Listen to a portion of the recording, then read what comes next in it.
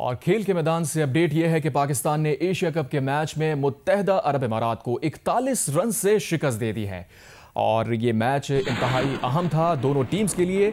जीतने वाली टीम ने सुपर 4 मरहले के लिए क्वालिफाई करना था और फाइनली पाकिस्तान ने यूएई को इस अहम मैच में 41 रन से शिकस्त दे दी है। एशिया कप T20 के ग्रुप ए में पाकिस्तान ने यूएई के खिलाफ 9 विकेटों पर 146 रन बनाए थे और फ़खर जमान ने 50 रन बनाए थे। अब्दुल माजिद भट्टी सीनियर स्पोर्ट्स जर्नलिस्ट हमें ज्वाइन कर चुके हैं। भट्टी साहब, पाकिस्तान ने मैच जीत लिया है 41 रन से। एक तो कंट्रोवर्सीज रही, उससे कता नज़र पाकिस्तान ने आज ये मैच जीता। कितना अहम मैच है ये? देखिए, चूंकि पसे पर्दा बहुत सारी कहानियां चलती रही भारत के मैच के खिलाफ बाद पाकिस्तान टीम जो थी वो मैच रेफरी की कंट्रोवर्सी से घिरी रही और 3 दिन वो मैच रेफरी की जो कंट्रोवर्सी थी वो बहुत ज्यादा शेयर सुर्खी में रही। लेकिन आज वो कंट्रोवर्सी खत्म हुई। फिर जब पाकिस्तान की टीम बैटिंग के लिए आई तो पाकिस्तान के ज्यादातर बैट्समैन स्ट्रगल करते रहे। फखर जमान ने 50 रन बनाए, शाहीन शाह अफरीदी ने नीचे जाके बहुत अच्छी बैटिंग की, तब जाके पाकिस्तान 9 विकेट पर 146 रन बनाने में कामयाब हुआ। लेकिन पाकिस्तान की बॉलरों ने अच्छा शो दिखाया और मैच 41 रन से जीतकर सुपर 4 के लिए क्वालिफाई कर लिया। और इस ग्रुप से, ग्रुप ए से पाकिस्तान और भारत दोनों ने सुपर 4 के लिए क्वालिफाई कर लिया है। जबकि कल जो मैच होगा ग्रुप बी का अफगानिस्तान और श्रीलंका के दरमियान, उससे फैसला होगा कि ग्रुप बी से कौन सी 2 टीमें सुपर 4 के लिए क्वालिफाई करती हैं। तो सुपर 4 के मैचेस हफ्ते से शुरू होंगे और एक बड़ा इंटरेस्टिंग सिनेरियो होगा कि पाकिस्तान, इंडिया, श्रीलंका और बांग्लादेश मुमकिन तौर पर यही वो 4 टीमें हैं जो सुपर 4 में क्वालिफाई कर लिया। लेकिन अब जो नजरें हैं लोगों की वो इतवार के मैच पर हैं। यहाँ दुबई स्टेडियम में पाकिस्तान और भारत के दरमियान एक बार फिर सुपर 4 का मैच जो है वो होने जा रहा है। तो देखें, पहले मैच में जिस तरह पाकिस्तान की टीम बुरी तरह नाकाम रही, इस मैच में पाकिस्तान कैसा परफॉर्म करता है।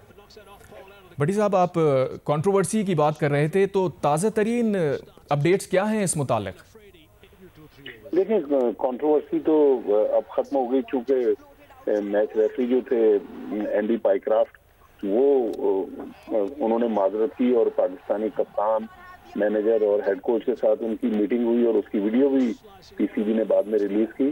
तो वो इशू तो अब रिजॉल्व हो गया और यही बताया जा रहा है कि चूंकि लैक ऑफ कम्युनिकेशन था, रास्ते का फुकदान था, इसलिए अब इम्कानात यही है कि सुपर 4 में भी एंडी पाइक्राफ्ट जो है उनकी पाकिस्तान के मैचेस में तकर्री होगी। लेकिन पिछले 3 दिन काफी ये मामला गर्म रहा और इंडिया का मैच जिसमें पाकिस्तान बुरा खेला वो पीछे रह गया। एंडी पाइक्राफ्ट की जो स्टोरी थी वो हेडलाइंस में रही, लेकिन आज सारा दिन वही खबर हेडलाइन में चलती रही। लेकिन फिर पाकिस्तान जो है उस इशू से निकला और यहाँ बैटिंग में स्ट्रगल किया। लग रहा था कि ऐसा ना हो कि कहीं यूएई की कमजोर टीम अपसेट कर दे, लेकिन उस मामले से भी पाकिस्तान टीम ने अपनी जान छुड़ाई और 41 रन से मैच जीतकर अब आखिरी 4 टीमों में जगह बना ली है। तो पाकिस्तान के लिए अब इतवार तक तो रेस्ट है, कुछ आराम करेंगे, कुछ अपने अगले मैच की तैयारी करेंगे। लेकिन जो शायकीन है वो ये देखना चाहते हैं कि भारत के खिलाफ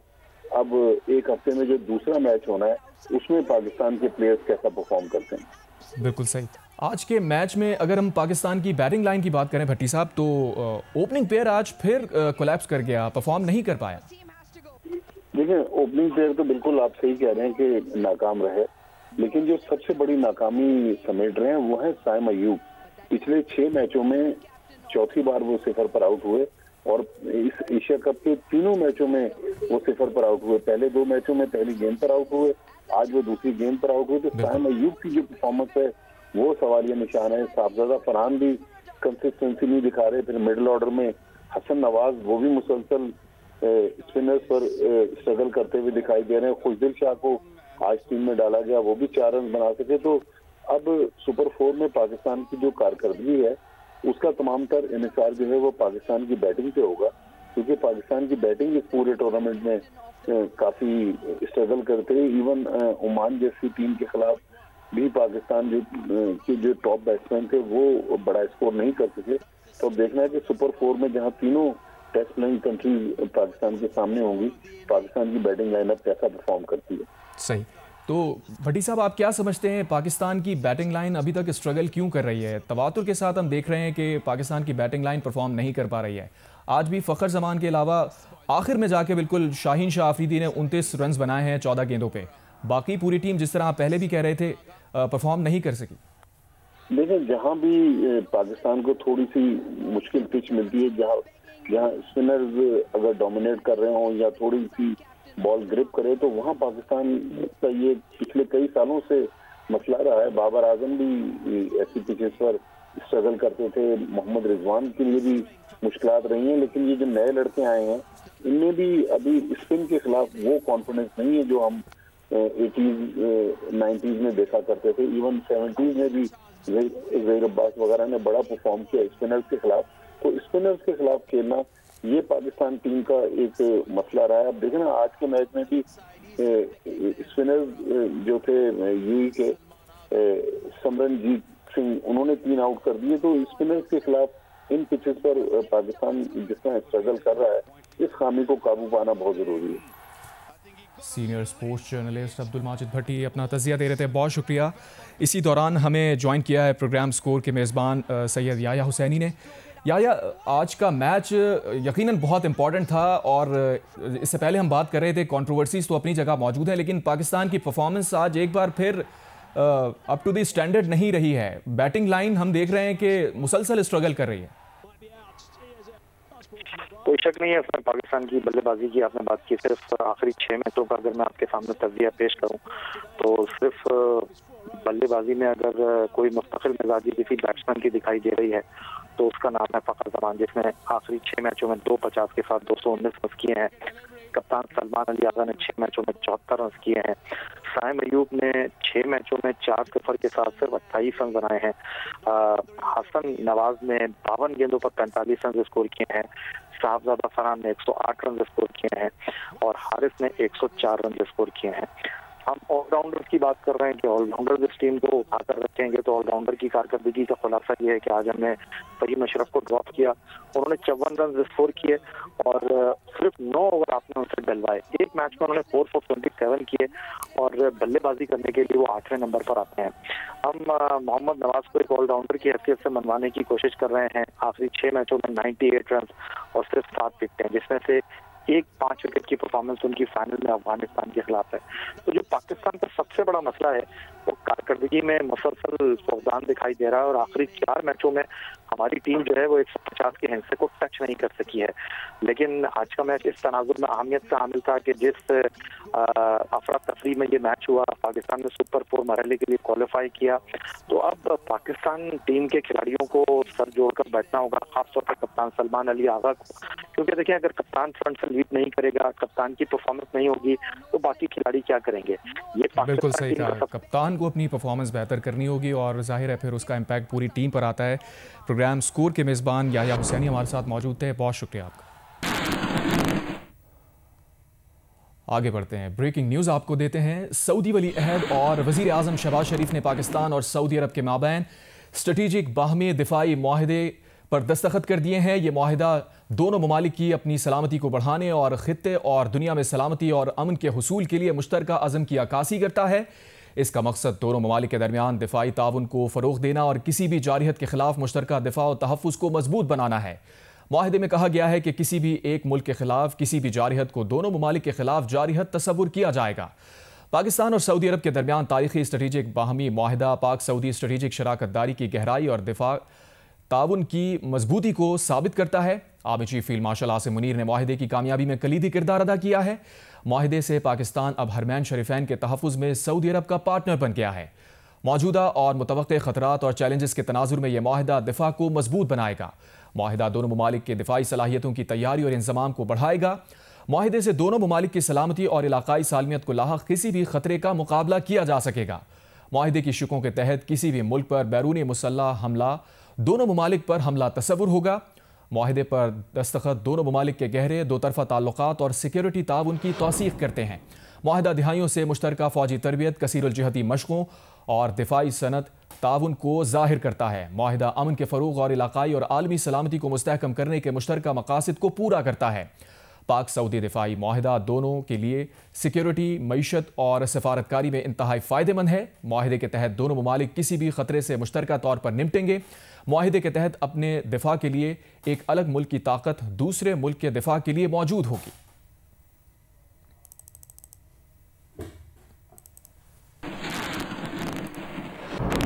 सऊदी अरब और पाकिस्तान के दरमियान मुश्तरका दिफाई माहिदे से मुताल्लिक एक आला सऊदी ओहदेदार ने बरतानवी न्यूज़ एजेंसी से गुफ्तगू की है। सऊदी ओहदेदार ने कहा है कि यह दिफाई माहिदा सऊदी अरब और पाकिस्तान के दरमियान तवील मुद्दती ताउन का आकाश है, किसी मखसूस वाक़े का रद्द अमल नहीं है। ओहदेदार ने कहा, पाक सऊदी दिफाई माहिदा जामे दिफाई माहिदा है जो तमाम फौजी वसाइल का अहाता करता है।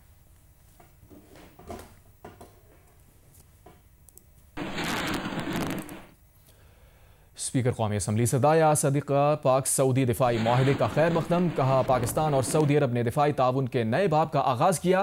पूरी कौम वज़ीर आज़म और फील्ड मार्शल की बसीरत और क़यादत पर फ़ख्र करती है। पाकिस्तान और सऊदी अरब इस्लाम और अमन की मुश्तरका ताकत हैं और उनका इत्तेहाद नाकाबिल शिकस्त है। ये माहिदा पाकिस्तान के दिफा को मजबूत बनाने और ख़ित्ते में अमन व सलामती के फ़रोग़ के लिए तारीख़ी इक़दाम है। उम्मत मुस्लिमा की वाहिद उम्मीद पाकिस्तान है और ये हर कीमत पर उम्मत का दिफा और तहफ़्फ़ुज़ यकीनी बनाएगा।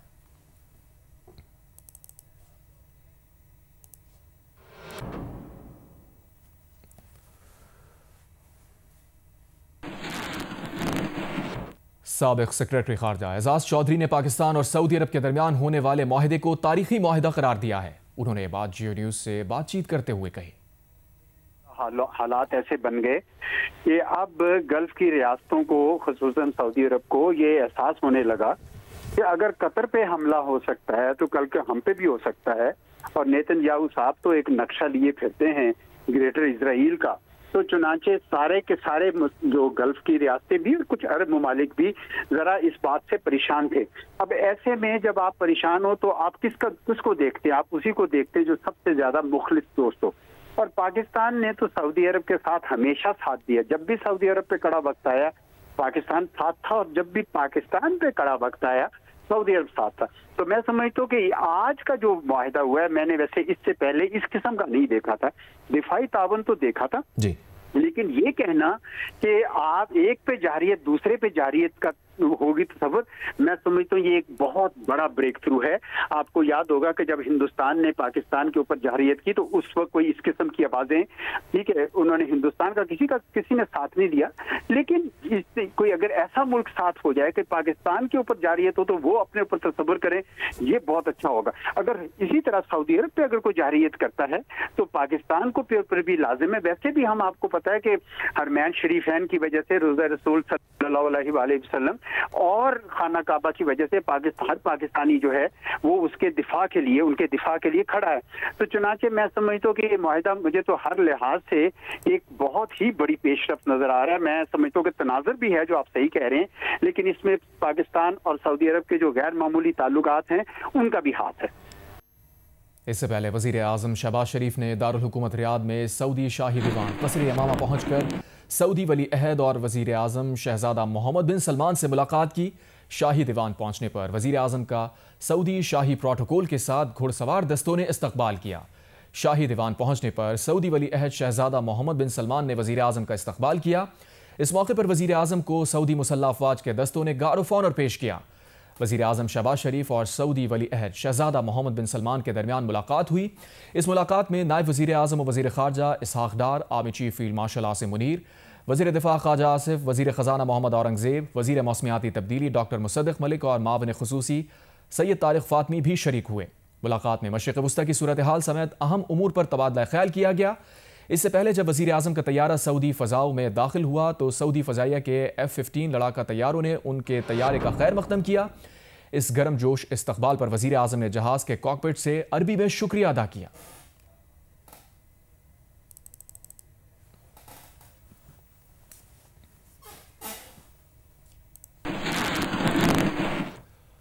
मारूफ आज़ादी पसंद कश्मीरी रहनुमा प्रोफेसर अब्दुल गनी भट्ट 90 बरस की उम्र में इंतकाल कर गए। कश्मीर मीडिया के मुताबिक प्रोफेसर अब्दुल गनी भट्ट का मुख्तसर अलालत के बाद मकबूजा कश्मीर के ज़िला सोपुर में उनकी रिहाइश गाह पर इंतकाल हुआ।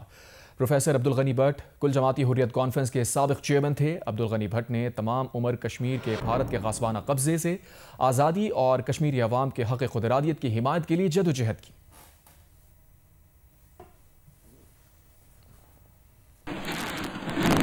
जनूबी पंजाब में जलालपुर पीरवाला में सैलाब तबाही मचाने के बाद अब लोधरा के 4 मोज़ाजात में दाखिल हो गया है। लोधरा और जलालपुर पीरवाला के दरमियान ज़मीनी राबता मुनक़ता हो गया है। खैरपुर और दादू के कच्चे के इलाके भी दरियाए सिंध में तुग़यानी के बायस सैलाब की लपेट में आ गए। असिस्टेंट कमिश्नर लोधरा के मुताबिक दरियाए सतलज का पानी लोधरा के मौजा पगलवाड़ी, टब्बी घुलवा और जालवाला में दाखिल हो गया है, जिसकी वजह से दर्जनों बस्तियां ज़ेरे आब आ गई हैं। लोगों को महफूज मुकाम पर मुंतकिल होने के ऐलानात कराए जा रहे हैं। असिस्टेंट कमिश्नर के मुताबिक जलालपुर पीरवाला में नौराजा भुट्टा बंद टूटने से पानी इलाकों में दाखिल हुआ है। दरिया चुनाब में शुजाबाद और जलालपुर के मुकाम पर पानी की सतह में कमी के बाद बेशतर इलाकों से पानी उतरना शुरू हो गया है। गटवाला बस्ती धुंधु के मुकाम पर शगाफ को ताहाल अभी मुकम्मल नहीं किया जा सका और मुल्तान से जलालपुर के मुकाम पर M5 मोटरवे भी ताहाल बंद है। बहावलपुर में दरिया सतलज के पानी में 100 मौजाजात डूबे हुए हैं। पोच शरीफ और अहमदपुर शर्किया के दर्जनों देहात ज़ेरे आब हैं। मुजफ्फरगढ़ में सैलाब का पानी जमा होने के बायस मुख्तलिफ इलाकों में हजारों एकड़ रकबे में सेम का पानी निकल आया, जिससे खड़ी फसलें तबाह हो गईं और घर भी गिर गए। सेम का पानी खड़ा होने से ज़ेरे ज़मीन पानी भी कड़वा हो गया है। गुड्डू बैराज पर सैलाब के बायस कश्मोर के कच्चे के इलाके शदीद पानी की लपेट में हैं। दरियाए सिंध में सैलाब के बायस कच्चे में दर्जनों देहात डूब गए हैं और 3 लाख एकड़ इराजी पर काश्त की गई कपास, गन्ना और दीगर फसलें ज़ेरे आब आ गई हैं। दादू मोरोपुल के मुकाम पर दरियाए सिंध में सैलाब के बायस लाड़काना 7 हिफाजती बंद से मुलहका कच्चे के इलाके और मेहड़ में जमींदारा बंद टूटने से दर्जनों देहात ज़ेरे आब हैं। वज़ीर आला सिंध मुराद अली शाह ने कहा है कि पंजाब से आने वाला सैलाब गुड्डू और सखर बैराज से गुजर गया है, जबकि 6 से 10 दिन में कोटरी बैराज से सैलाब गुजर जाएगा। उन्होंने कहा कि सैलाब से निपटने की तैयारी मुकम्मल थी। दुआ है अवाम महफूज रहें। सैलाब की अभी सूरत हाल, जो पानी आया है पंजाब से होके गुड्डू बराज पे जो पीक होनी थी वो हो गई है। अब गुड्डू बराज पे कल से रिडक्शन शुरू हो गई है। सक्खर बराज इस वक्त पीक पे चल रहा है और उसमें भी हमें उम्मीद है कि आज की तारीख में रिडक्शन शुरू हो जाएगी। तो ये दोनों बराज से तो खैरियत से गुजर गया है सैलाब। आगे कोटली बराज है, 7 से 10 दिन में वहाँ पानी पहुँचेगा और हमारी तैयारी पूरी है। अल्लाह ताला से यही दुआ है कि खैरियत से ये पानी समुद्र तक जाए। कश्मीर पुलिस ने कच्चे में सैलाब के बायस निकलने वाले डाकुओं के ठिकानों का कंट्रोल संभालना शुरू कर दिया। कच्चे के इलाके गेलपुर में जागिरानी शहर और दीगर गैंग के कारिंदों के ठिकाने थे। SSP कश्मीर के मुताबिक सैलाबी सूरत हाल में डाकुओं की मुंतकली पर नजर रखी हुई है। डाकुओं की निशानदही और सरकोबी के लिए खास मनसूबाबंदी कर रखी है।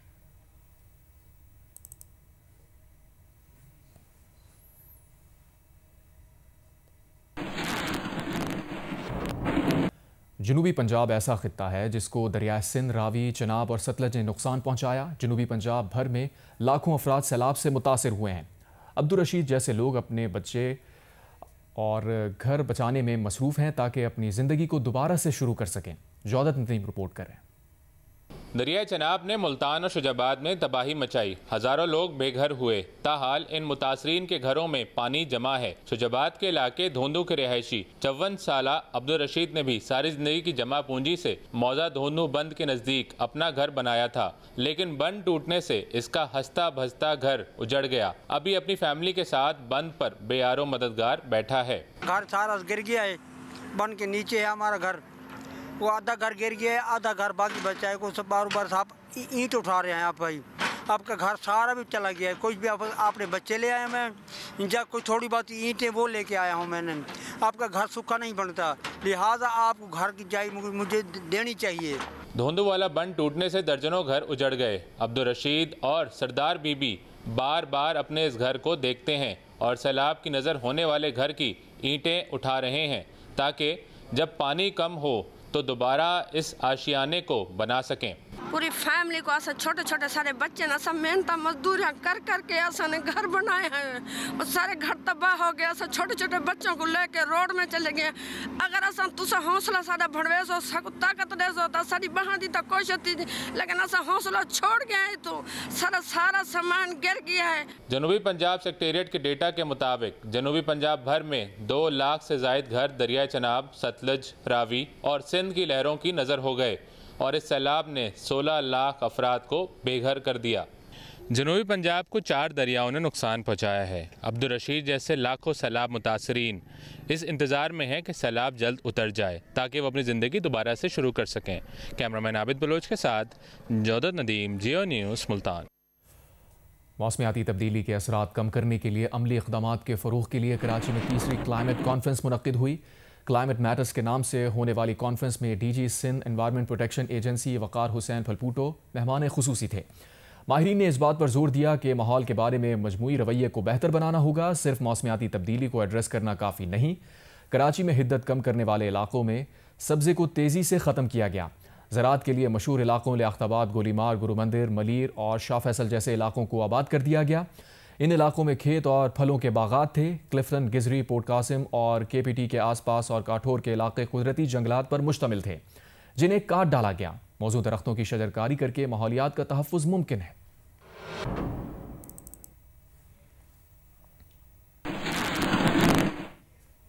कश्मीर से शुरू होने वाला जमीयत उलमा इस्लाम का अमन मार्च राशिद महमूद सुमरो की क़यादत में सजावल पहुंच गया। कारकुनों से खिताब में JUI के जनरल सेक्रेटरी राशिद महमूद सुमरो ने कहा, सिंध के अवाम सिंध हुकूमत से बेजार हैं, अवाम अमन और तब्दीली चाहते हैं। सजावल पहुंचने पर अमन मार्च के शुरका का शानदार इस्तकबाल किया गया। राशिद महमूद सुमरो का कहना था कि पूरा सिंध कच्चे और पक्के के डाकुओं के रहमो करम पर है। हम डाकुओं के खिलाफ और अमन के लिए निकले हैं। जमीयत के जनरल सेक्रेटरी ने मजीद कहा कि कराची सिंध का अटूट हिस्सा है। कराची को तोड़ा गया तो मुल्क को नुकसान होगा। सिंध की मजबूती से ही पाकिस्तान मजबूत है। उनका कहना था कि किसी और सूबे से नए सूबों की ज़रूरत हो तो वहां बनाए जाएं। हम किसी को सिंध को कमज़ोर करने की इजाज़त नहीं देंगे।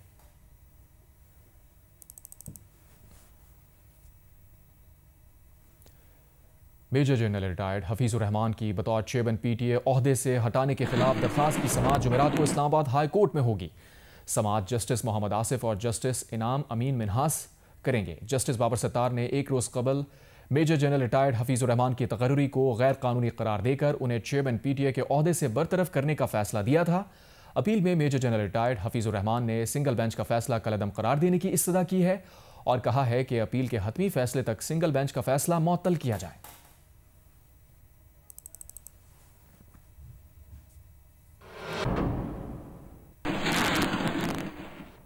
कराची से आपको अपडेट करें, जिसके इलाके गुलशन मेमार में कार सवारों की फायरिंग से पुलिस एहलकार जाँ बहक हो गया। मजीद बता रहे हैं नुमाइंदा जियो न्यूज़ दानियाल सैयद।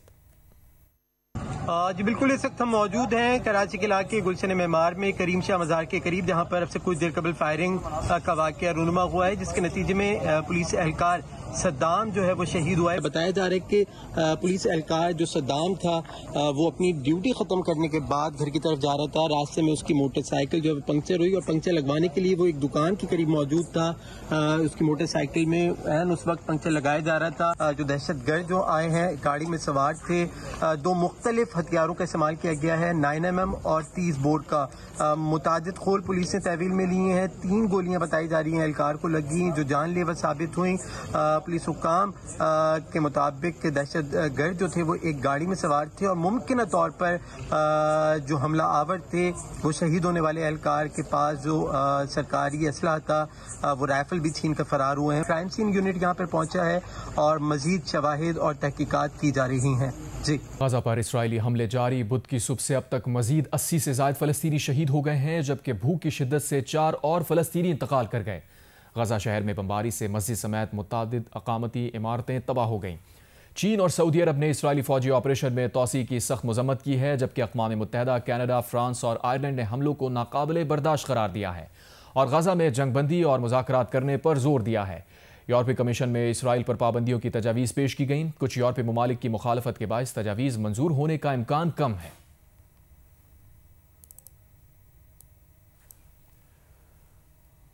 गाजा में इस्राएली जारहियत को नस्लकुशी करार देने की अक़वाम मुत्तहिदा की रिपोर्ट इसराइल ने मुस्तरद कर दी।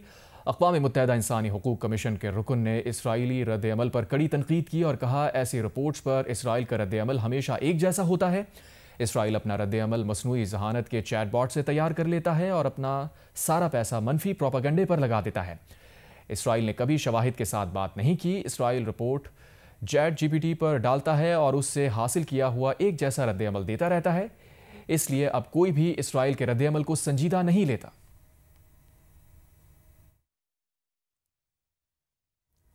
चार्ली का कत्ल केस में गिरफ्तार मुलजिम टायलर रॉबिन्सन पर फर्द जुर्म आयद कर दी गई। इस्तगासा ने अदालत से इस्तदा की है कि मुलजिम रॉबिन्सन को सजाए मौत दी जाए। प्रोसिक्यूटर के मुताबिक मुलजिम ने अपने दोस्त को भेजे गए पैगाम में यह कहकर एतराफ़ जुर्म किया है कि वो कर की नफरत अंगेजी से तंग आ चुका था। मुलजिम का DNA भी राइफल से मिले नमूने से मैच कर गया है। टायलर रॉबिन्सन ने 10 सितंबर को यूटा वैली यूनिवर्सिटी में चार्ली कर को गर्दन में गोली मारकर कत्ल कर दिया था।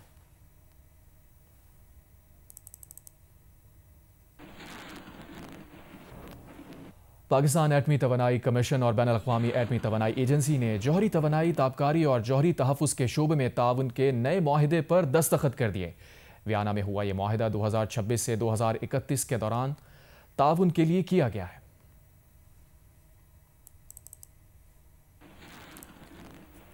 पाकिस्तान के मुख्तलिफ इदारे कोशिश कर रहे हैं कि IMF के 25 सितंबर से शुरू होने वाले जायजे से पहले अगर तमाम 51 शराइत पूरी ना हो सकें तो ज़्यादातर पर अमल दरामद हो जाए। IMF की शराइत के मुताबिक बजट पास करना और बजट से हटकर अखराजात की पार्लियामेंट से मंजूरी हासिल करना ऐसी शराइत हैं जिन पर अमल दरामद किया गया। ताहम governance and corruption assessment report अगस्त तक शाया करना थी जो नहीं की गई। अशरफ मलखम रिपोर्ट करें।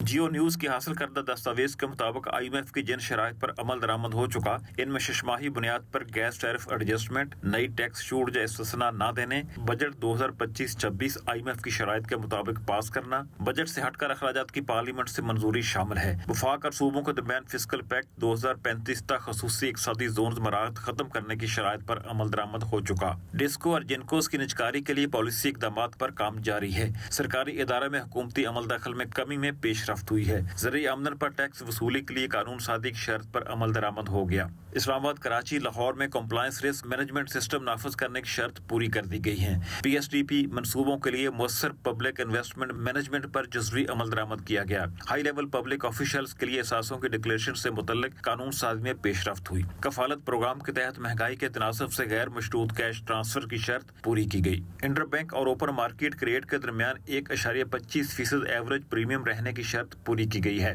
IMF की शर्त के मुताबिक governance and corruption assessment report अगस्त तक शाया करना थी जो नहीं की गई। सूबाई हुकूमतें 1.2 ट्रिलियन रुपए कैश सरप्लस का हदफ पूरा करने में नाकाम रहीं। FBR गुज़श्ता माली साल 12.3 ट्रिलियन रुपए का टैक्स वसूली का हदफ पूरा ना कर सका। ताजर 2 स्कीम के तहत 50 अरब रुपए टैक्स जमा करने का हदफ भी पूरा ना हो सका। 10 हुकूमती मलकीती इदारों के कवानीन में तरमीम भी नहीं की गई। ज़राए का कहना है जिन शराइत पर अमल दरामद ना हो सका, इन पर IMF का सख्त रद्दअमल मुतवक्को है। अशरफ मलखम, जियो न्यूज, इस्लामाबाद। मुतनाज़ ICC match referee Andy Pycroft ने माफ़ी मांग ली। पाकिस्तान का मौक़िफ़ तस्लीम कर लिया गया। एंडी पाइक्राफ्ट ने पाक भारत मैच के टॉस से कबल भारतीय बोर्ड का पैगाम पहुंचाते हुए सलमान आगा से कहा था कि टॉस के बाद दोनों कप्तान हाथ नहीं मिलाएंगे। PCB के सख्त मौक़िफ़ और एशिया कप के बॉयकॉट की धमकी के बाद एंडी पाइक्राफ्ट ने अपने किए पर कप्तान सलमान आगा और टीम मैनेजर से माफ़ी मांग ली। एशिया कप में ICC match referee Andy Pycroft की जानिबदारी के खिलाफ पाकिस्तान डट गया। PCB ने 14 सितंबर को भारत के खिलाफ मैच में रेफरी के फरज़ अंजाम देने वाले एंडी पाइक्राफ्ट की दस्तबरदारी का मुतालबा कर दिया और ये मौक़िफ़ अपनाया कि जब तक एंडी पाइक्राफ्ट को नहीं हटाया जाता और वो अपने किए पर माजरत नहीं करते, पाकिस्तान टीम मैच खेलने के लिए स्टेडियम नहीं जाएगी। शाम के वक्त सूरत हाल मजीद ख़राब हो गई। होटल के बाहर बस तैयार खड़ी थी। पाकिस्तान टीम का सामान भी रखा जा चुका था, लेकिन PCB की जानिब से टीम को मैच से 2 घंटे कबल ये कह दिया गया कि वो अपने होटल के कमरों में ही चले जाएं। जियो न्यूज़ लम्हा ब लम्हा इसकी रिपोर्टिंग कर रहा था। पाकिस्तान एशिया कप का बायकॉट करने जा रहा था। चेयरमैन PCB ने बोर्ड के 2 साबिक सरबराहान को मुशावरत के लिए बुला लिया था। उसके कुछ देर बाद पाकिस्तान टीम को होटल से स्टेडियम जाने के लिए कह दिया गया। जब टीम होटल से बाहर आई और बसों में रवाना हुई तो कप्तान सलमान आगा ने विक्ट्री का साइन बनाया। जियो न्यूज़ की टीम बस के पीछे पीछे स्टेडियम पहुंची। पाकिस्तान मैच खेलने को तैयार हो गया। खिलाड़ियों के चेहरे पर खुशी थी। फिर चेयरमैन PCB मोहसिन नकवी ने PCB के 2 साबिक सरबराहान नजम सेठी और रमीज राजा के हमरा प्रेस कॉन्फ्रेंस में ये खुशखबरी सुनाई। मैच रेफरी के ऊपर काफ़ी ज़्यादा इतराज़ था। अभी कुछ थोड़ी देर पहले मैच रेफरी ने हमारे टीम मैनेजर, टीम कैप्टन और हेड कोच से माजरत की है और उन्होंने ये भी कहा है कि ऐसा वाक़या नहीं होना चाहिए था। अल्लाह ताला का शुक्र है, अल्लाह ताला ने पाकिस्तान की इज़्ज़त एक दफ़ा फिर उसी तरह रखी जिस तरह कौम तवक्को कर रही थी और मुझे उम्मीद है कि आइंदा अब हम क्रिकेट पे फोकस करेंगे, इस सियासत पे नहीं। हमारा टाइम क्रिकेट पे लगना चाहिए, इस सियासत पे नहीं। नजम सेठी ने कहा कि भारत खेल में हमेशा सियासत लाया है, लेकिन हमने ऐसा कभी नहीं किया। मेरा ख्याल है हमारा पीसीबी का तो मौक़िफ़ हमेशा यही रहा है कि स्पोर्ट्स के अंदर सियासत नहीं होनी चाहिए। जब मैं भी चेयरमैन था तो यही हमारा मौक़िफ़ था और आज भी यही मौक़िफ़ है। हम इसको, और उन्होंने सियासत खेली है, हमने सियासत नहीं खेली। हमने स्पोर्ट्समैन स्पिरिट का इजहार किया है, हमने अपॉलॉजी मांगी और उन्होंने अपॉलॉजी दे दी। मेरा ख्याल है cricket is the winner and we should continue to play the game.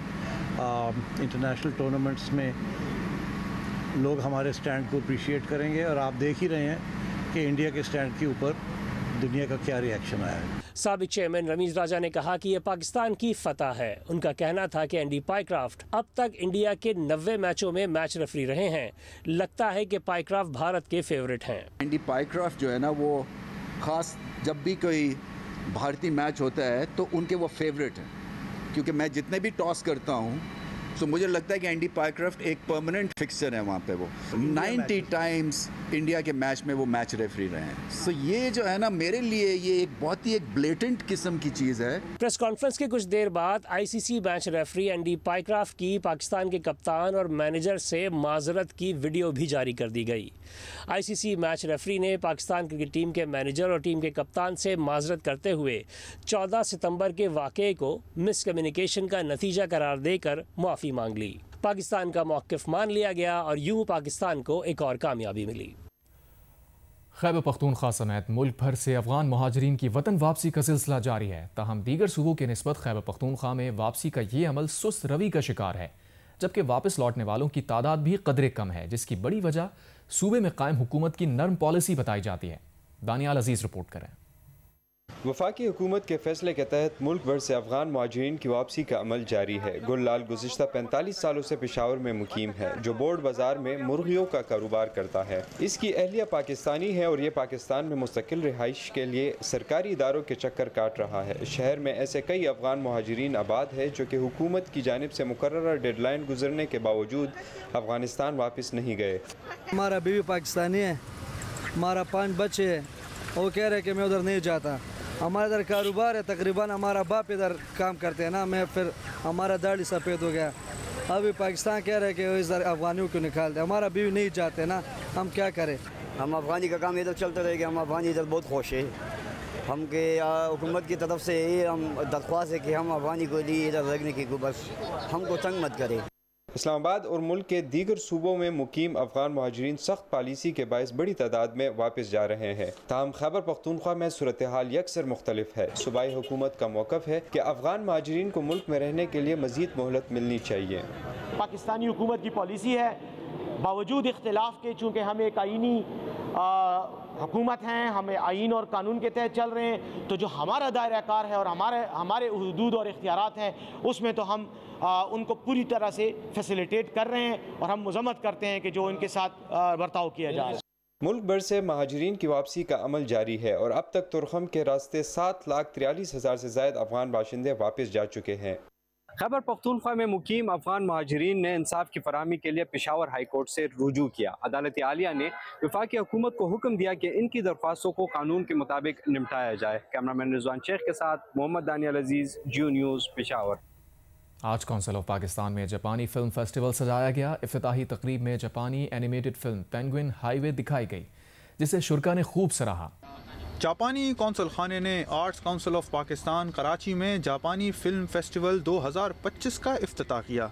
इफ्तिताही तकरीब में जापानी एनिमेटेड फिल्म पेंगुइन हाईवे दिखाई गई, जिसकी कहानी में साइंस फिक्शन का तड़का और बचपन के ख्वाब और जुस्तजू को यकजा किया गया है। तकरीब से खिताब में जापानी कौंसल जनरल हतोरी मसारू ने कहा कि उम्मीद करता हूँ कि ये फिल्म फेस्टिवल आपको बामायनी मुलाकातें, खूबसूरत यादें और शायद कुछ नया नुक्ता नज़र भी फराहम करे।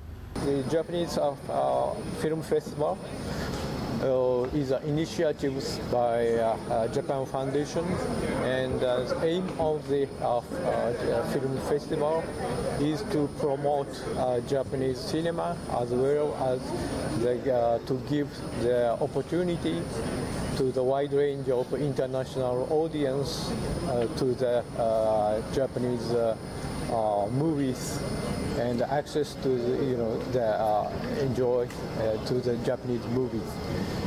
मेहमान खुसूसी और फिल्म इंडस इकोस के डायरेक्टर राहुल एजाज ने अपने तख्लीकी ज़िंदगी में जापानी सकाफ़त के गहरे असरात पर रोशनी डाली और अजीम फिल्मसाज अकीरा कुरोसावा और दीगर का जिक्र किया। I think cinema is the best medium to do that. ये मैं खुद एज अ फिल्म मेकर भी कह सकता हूँ और एज एन ऑडियंस भी कह सकता हूँ, क्योंकि जब मैं फिल्म मेकर नहीं था तब भी सिनेमा के ज़रिए मैंने बहुत दुनिया के बारे में सीखा है, including Japan, including Korea, including like all other countries. फिल्मों की नुमाइश सितंबर और अक्टूबर के दौरान सिंध के मुंतखब मकामात पर जारी रहेगी। कैमरामैन अल्ताफ़ हुसैन और सैयद महबूब अली के साथ Waqas Alam Mangaria, Geo news, Karachi. Prime minister youth talent hunt programme के तहत लाहौर कलंदर्स के ज़ेर एहतमाम पेशावर में मर्द व ख़वातीन के क्रिकेट ट्रायल्स मुकम्मल हो गए। 2 रोज़ा ट्रायल्स के अख्ताम पर मेंस की 17 रुकनी और विमेंस की 15 रुकनी टीम्स का ऐलान कर दिया गया। शीबा हैदर रिपोर्ट करें। पेशावर के तारीखी दरसगाह इस्लामिया कॉलेज ग्राउंड में prime minister youth talent hunt programme के तहत लाहौर कलंदर्स के ज़ेरे तमाम ट्रायल्स में सूबे भर से बहुत बड़ी तादाद में मर्द और ख़वातीन खिलाड़ियों ने हिस्सा लिया। बेहतरीन कारकर्दगी की बुनियाद पर 17 मर्द खिलाड़ियों को मुंतखब किया गया। लाहौर कलंदर्स की हेड कोच मरीना इकबाल ने कहा कि खैबर पख्तूनख्वा के नौजवान खिलाड़ी मुस्तकबिल के स्टार्स बन सकते हैं। ये प्लेटफॉर्म बहुत अच्छा है। हम अक्सर बात करते हैं कि टैलेंट की पाकिस्तान में कमी नहीं है, लेकिन ये प्राइम मिनिस्टर ने जिस तरह का विजन है, लाहौर कलंदर का जो विजन है, वो यही चाहते हैं कि जो यूथ है उनको ज़्यादा अच्छी फैसिलिटीज़ मिले, अपॉर्चुनिटीज़ मिले। खैबर पख्तूनख्वा की खवातीन खिलाड़ियों ने भी जोश और जज्बे से ट्रायल्स में हिस्सा लिया। लाहौर कलंदर्स की कोचिस और सिलेक्शन टीम की निगरानी में 15 रुकनी टीम को मुंतखब किया गया। ऐसी लड़कियां हैं जिनको अपॉर्चुनिटीज़ नहीं मिलती और कुछ टूर्नामेंट्स में वो एडजस्ट नहीं हो पाती, तो ऐसे छोटे छोटे टूर्नामेंट्स में वो अपना टैलेंट दिखाएगी। हमें भी मौका मिला, हम ख़वातीन को, कि हम यहाँ पर आए और हमने अपनी परफॉर्मेंस दी। और ये मैं चाहती हूँ कि जितनी भी लड़कियाँ हैं वो इस तरह जो है मतलब उनको सपोर्ट किया करे। मुंतखब खिलाड़ियों को लाहौर कलंदर्स के हाई परफॉर्मेंस सेंटर में पेशेवराना कोचिंग दी जाएगी। कैमरामैन तारिक अली के साथ शीबा हैदर, जियो न्यूज़, पेशावर।